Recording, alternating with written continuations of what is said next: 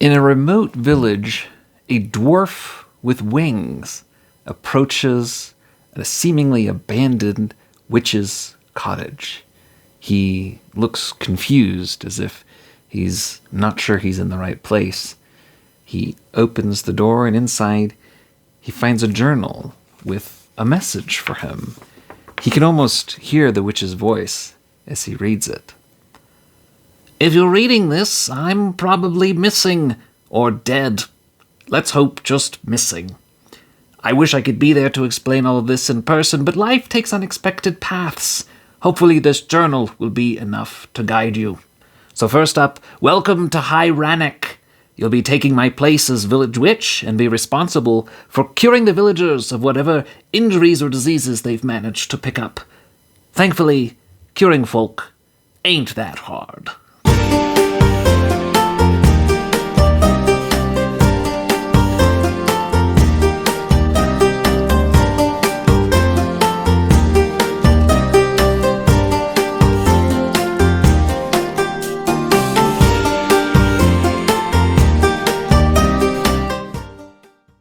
Hello, and welcome to Sphere Hoppers. I'm your host and storyteller, Royce Rosewood.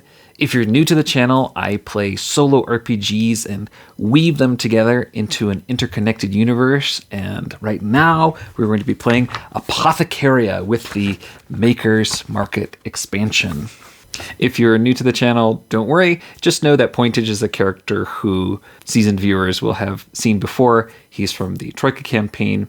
He's a dwarf. In this setting, dwarves make each other, they sculpt each other, and this particular dwarf, Pointage, happens to have wings and he can spew acid from his mouth.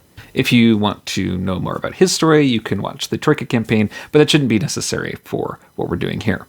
So Apothecaria is a solo RPG by Anna Blackwell, and I'll be using this and the Maker's Market expansion.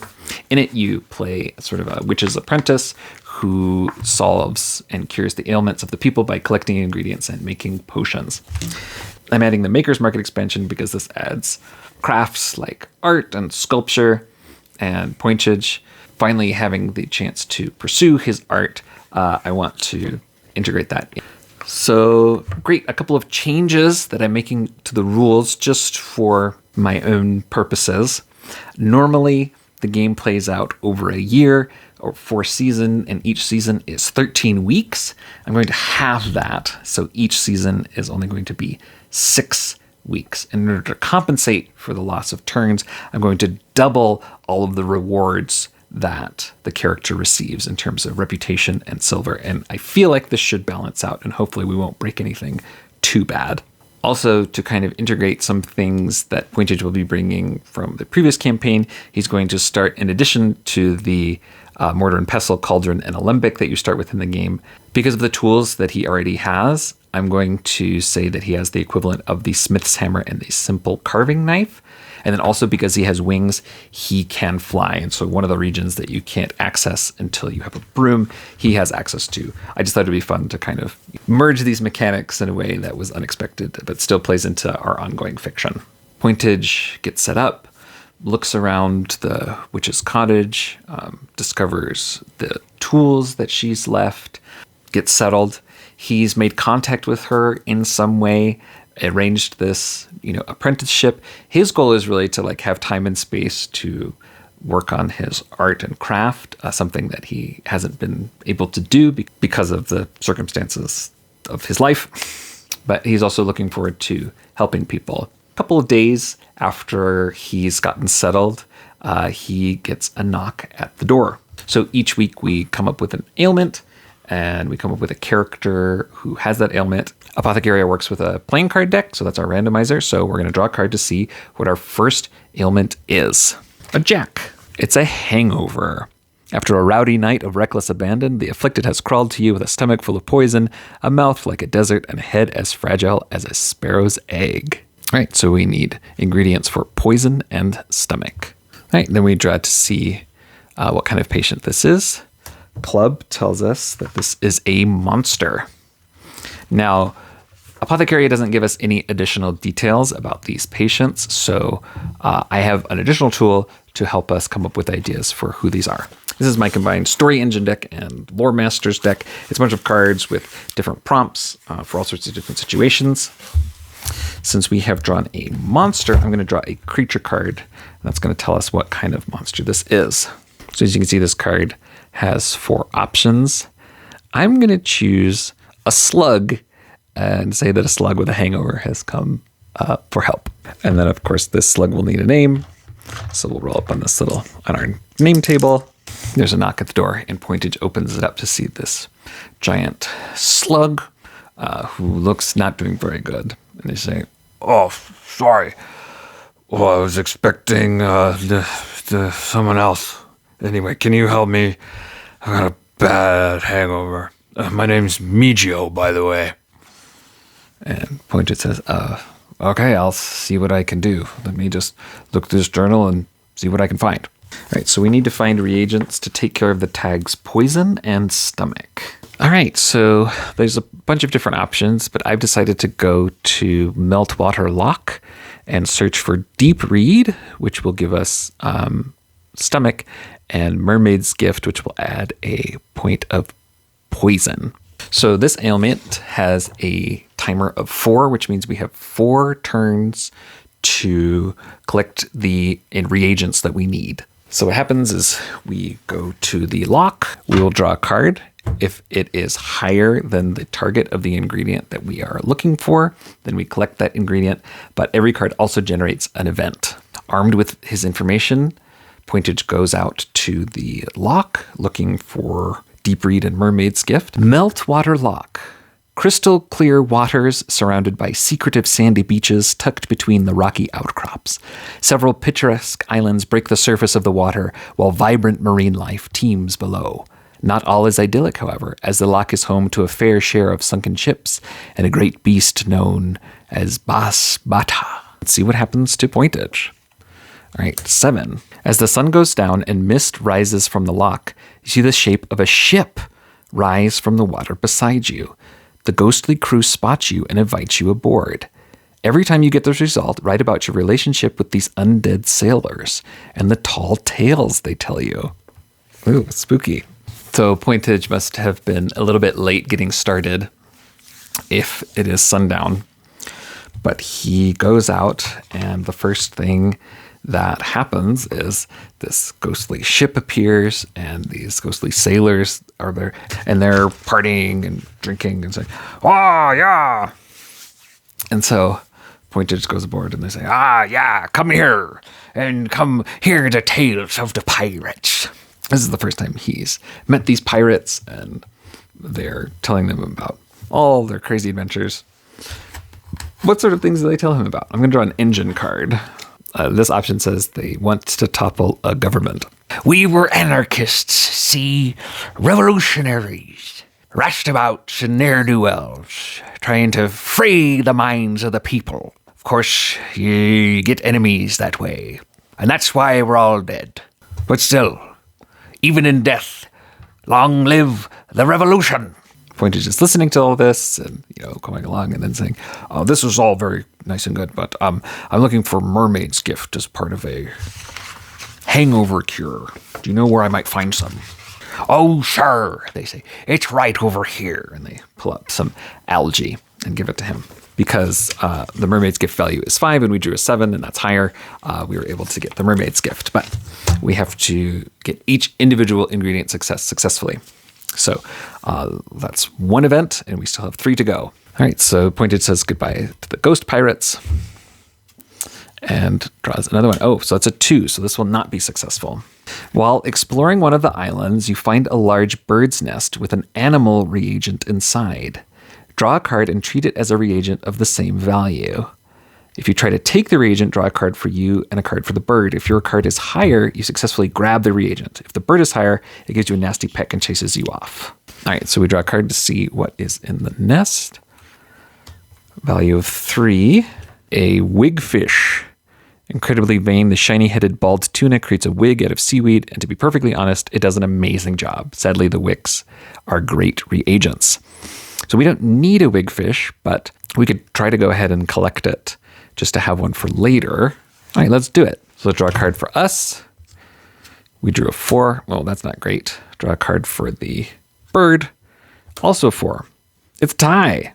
I'm not sure what to do in this situation. It doesn't say, so we'll just draw again. So Pointage is coming along and sees this nest and sees that there's this wig in the nest. And he thought, oh, I'll try to collect that while I'm here. But the bird sees him and they both grab onto it and they're pulling back and forth in this tug of war. Ah! All right, so let's draw another card for each. Pointage drew a king. That seems good.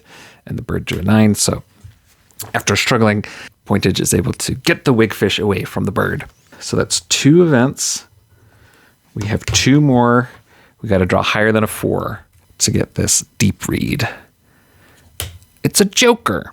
So what happens on a joker is this starts to unveil the mystery of what happened to the witch. We draw another card. 6. It looks like the witch had a hobby outside of magic. What was it?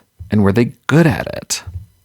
So if we're at the lake, maybe she was a fisher because there's these enchanted fishing rods and they're still running, although maybe the magic is starting to wind down. I'm not sure if we're supposed to, but we're going to count that as an event, which puts our foraging value at 3. Every time you do an event, succeed or fail, you get a foraging point. And if the foraging point is higher than the value of the item, then you get it outright. But we are down to our last event. We need to draw higher than a 4 to be successful. It's a 3. A flock of surprisingly cunning gull drakes takes turns distracting you while the rest of the winged bandits steal your reagents. Thankfully, you scare them off before they take everything. Choose 1 reagent to keep and discard the rest. All right, well, we'll keep the mermaid's gift because that's the one that we actually need. But I think maybe this was the bird from before, the seagull from before, and it went and got some of its friends and stole the wigfish back from us.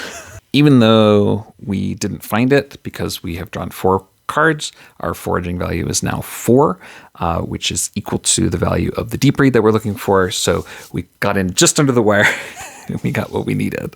Almost running out of time, we hurry back to the witch's hut. We crush the deep reed in our mortal and pestle, mixing in the algae of the mermaid's gift. And we're supposed to give this a name. We'll call it a clear water drink and give it to Migio, the slug, who takes it up and says, "Oh, thanks. That's feeling much better. Thank you very much." And then we get paid. How this works is, if you're successful, you get 20 silver.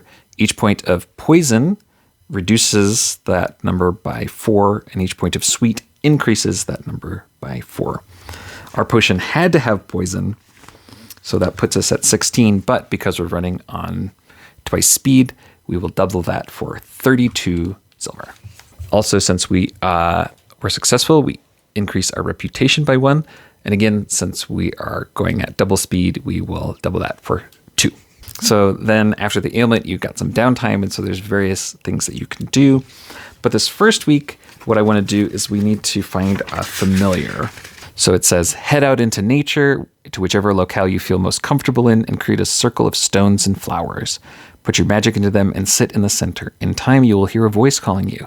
Answer it and guide your familiar to you. So I think Pointage goes out to kind of like a mountainy area, Moonbreaker Mountains, and does this ritual. A familiar appears. We're going to draw to see what it is. 7. A feline, a wild cat, lynx, or leopard. Yeah, we'll call it like a mountain lion. And they have an ability. What is it? 9. Prepared. They read a lot more than they work. Start each foraging with 2 foraging points. That's great. And then we're going to give this mountain lion a name. Fila. This big mountain lion comes up and, starts to nuzzle at Pointage. And they form this magical connection and this magical understanding. And there's something like quite learned about this mountain lion. And when they go back to the witch's cottage, it goes straight for the books and spends a lot of time in the corner reading books. Pointage feels like they're going to get along and have a good time together. All right, so that is our first week. All right, let's get into the next week. Let's see what our next patient has. 5. Yeti chest. The afflicted's chest hair grows longer and thicker until it becomes a fur-like coating. They also speak with a much lower voice for some reason. Good in winter, though. And who's got it? An adventurer. So I'm going to draw some cards to tell us about who this adventurer is. A bold pilot named Zavina. And Zavina, that sounds to me like kind of like an alienish name. So even though they're humanoid, I'm going to draw a creature card to see like what kind of features they have. Kind of duck-like. I'm going to choose duck. That'll be fun. So next week, Pointage is getting settled. There's this loud banging. Pointage opens up and sees this pilot. They've got goggles and they've got the aviator jacket. And she, has got the bill of a duck, but she's got like this really furry Yeti hair chest. And she's got this deep voice now. And says, I was told that you could maybe help me with this. Pointage says, well, I'll see what I can do. I think we're going to have to go to 2 different places for these ingredients. All right, first we're going to go to Glimmerwood Grove to look for hair of boar. Glimmerwood Grove, a famously mystical forest. Glimmerwood is home to all manner of fey creatures, including fairies, giants, unicorns, and worst of all, will-o-wisps. Moss blankets the forest floor while towering oaks and willows stretch high above, keeping out for ley lines, standing stones, and fairy circles. So we need to draw 5 or more to get this hair of boar. There is no timer on this one. 10. While wandering, your vision starts to swim and you lose your balance. In your feverish state, you hear a voice speaking a language you cannot understand or even attempt to speak. You awake in the center of a fairy circle. What do you think happened? Lose 1 foraging point. All right, well, we had 2 to start because of our bonus, but we lose 1.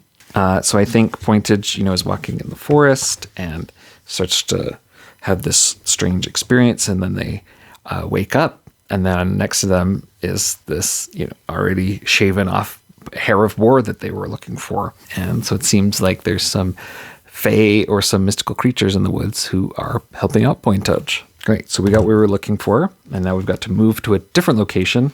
Now, normally this costs, 1 point of time, but in this case, we're not really worried about that because there's no timer on this one. So we're heading into Heroes Hollow. Behind the cliff-sized skull of an ancient beast lies the twisting tunnels, tombs, and caverns known as Heroes Hollow, a dungeon that has grown throughout the eons under the rule of countless keepers. While it's mostly ruins, there are still plenty of things to find down beneath the ground. Children from the village often dare each other to go inside. All right, we're looking for skeleton dust. We need 5 or more. It's a 10. You take the chance to flick through some of the old books in the ruined library and find a book on something very unexpected or useful. What is it? Note down an excerpt from the book. I'm going to draw an origin card to tell us a little bit about the history of this place. All right, I'm going to choose this one, shaped by a massive burrowing creature. So Pointage, finds these old books and is kind of looking through them. And in one of the descriptions of maybe an explorer's journal, it's indicated that this dungeon was originally the site of a huge beast that burrowed through the ground. That's kind of interesting to know. And anyway, they find some skeleton dust and they take it back. So they crush the boar hair along with the skeleton dust and mix it all together and turn it into an anti-Yeti powder, which they then sprinkle over, who was it? Zavina's hairy chest. And this dissipates and Zavina's voice returns to normal. She says, thanks. You're not so bad, kid. Let me know if you ever need a pilot. I could maybe help you out. And we get paid. So that was just a flat 20, which will double for 40. We're at 72. Pointage is going to go into town and buy some crafting equipment. It's going to buy a small anvil and a simple forge, and that's going to be a total of 50 silver. And this is going to let them now be able to do blacksmithing. So we can go and now forage for metals and then turn them into ingots and then shape them. Pointage just wants a simple project to start out with. So he's going to go to the mountains and look for some riverborne tin Moonbreaker Mountain. Jutting high above the clouds, it is said that this mountain can touch the moon, though few have ever brought back proof. Travelers come from far and wide to see the gull drake nesting cliffs, grand caverns, and to walk the beautiful hiking paths dotted with shrines and rune stones. So if we want to find this medal, we need to draw higher than 4. This is also going to make an event. It's a king. Pushing yourself as much as you can, you keep heading upwards, braving biting winds and perilous climbs until eventually you reach the summit. Here, above the clouds, you see a dragon that glitters like the night sky. It welcomes you and congratulates you on your ascent. As a reward, it gives you a piece of moonstone and tells the story of a constellation. Draw the constellation and write what you can remember. Well, that's cool. So I think Pointage, just sort of meant to go on like this little simple hike and then just sort of like kept hiking and like kept going up and up and was like, oh, I got this far. I think I'll keep going. And then found this dragon and got this moonstone. So we'll look up what that does later, but it tells us the story of a constellation. Let's draw a creature card. Yes, the constellation of the snake, we'll say. And what is this story about? I'm going to draw an engine card. Snake wanted to change the past. So the dragon tells Pointage about this snake who wanted to travel, back in time and change the past. In doing so, was punished by the gods and turned into the constellation of the snake. All right, moonstone, a piece of crystal that many say comes from the surface of the moon. Given to you by a star dragon, the crystal can be used to purify any potion, removing all poison tags from it. Moonstones are not infinite, however. Draw the crystal on a piece of paper and split it into 4 segments. Whenever you use the moonstone, color one of these segments. Once it is fully covered, it can no longer be used unless you can find some way to purify the stone itself. And we found the Riverborn tin that we were looking for. So we're going to take it back and try to forge it into something. So we have to draw a card. We drew an 8, and we get +1 from the anvil, so that's a 9. So we're able to shape this Riverborn tin into whatever we want. I think he's just like making a little statue. He's just, trying out what it's like to be an artist for the first time. And he's hammering it along. And then, just for fun, that weekend, he takes it to the maker's market just to kind of show off. And I don't know if he sells it. After 2 successful potions, our reputation is now 9. It's the end of the second week. So let's do another one. All right, a 4. All right, it says Dragon Sickness. Named after the champion hoarders themselves, the afflicted becomes obsessed with a type of object, and it tries to accrue the greatest hoard of it: gold, cups, trading cards, etc. All right, and who is it? It's a club. It's a monster. So let's see. I drew a creature card. Yeah, let's call it a Wolverine. And what is it that they've been collecting? We're going to draw an object card. Oh, books. Okay, they've been collecting books. The Wolverine breaks into the witch's cottage and starts hoarding and collecting all the books. And of course, our mountain lion is not excited about that. And so the Pointage has to figure out how to solve this dragon sickness. We only have 4 turns, but we're going to go back to Glimmerword Grove and try to find some Scramble Bramble and some Surgeon Sap. And we have 4 turns to complete this, starting with a forging value of 2. All right. Ace. You trip while fording a river, falling right into the arms of a blushing naiad. They help you to the other side. Every time you get this result right about your relationship with this river-bound naiad, you become friends, lovers, or something else. Well, this is the first time we've encountered the naiad. It's a bit of a, an awkward first encounter. Pointage just brushes it off, and the naiad seems interested and curious about this winged dwarf, but Pointage is on a mission, and he's focused, and so he ignores what's going on. That'll bring our foraging up to 3. So we can go ahead and collect that Scramble Bramble. And we have 3 more turns to get this Surgeon Sap. We need 8 or more. A Joker. Okay, so we find another clue about the witch. King. You discover that the witch has been making base camps in different locales. Pointage comes across a base camp. There's a tent and there's candles and like a little cauldron and like other kind of witchy things. So that means the witch is like still nearby. I wonder what she's up to. That'll take our forging value up to 4. And we have 2 more turns. 2, a group of thieving fairies grab your forage basket and take off into the woods faster than you can run.